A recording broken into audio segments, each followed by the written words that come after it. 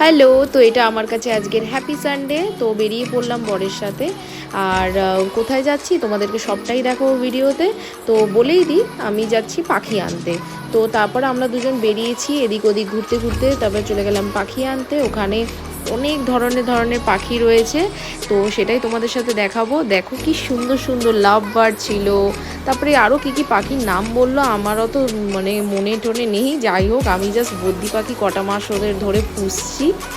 তো এদের এত আওয়াজ, বদ্যি পাখিগুলো তোমাদেরকে আমি একটা জায়গায় একটু শোনাবো, একটু শুনবে। এত আওয়াজ কানে মানে কান ফান পুরো ধরে যাবে এরকম।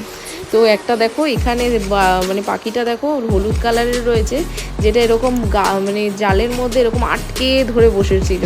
তো সেটাও তোমাদেরকে আমি দেখাবো। আর ওরা মানে খুবই শান্ত বদ্যি পাখিগুলো, এই জন্যই ওদেরকেই পোষা।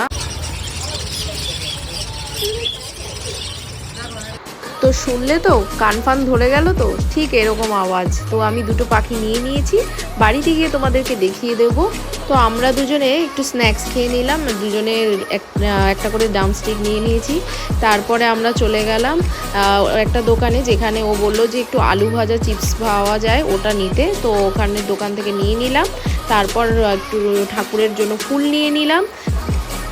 তারপর বাড়ি ফিরছিলাম। এই রাস্তাটা এত ভালো লাগছিল, সাইডে এরকম পুকুর ছিল, গাছের দুপাশে গাছ থাকলে আর মাঝখানে রাস্তা থাকলে আমার সবচেয়ে বেশি ভালো লাগে দেখতে। তাই জন্য ছোট্ট করে ভিডিও করে নিয়েছি।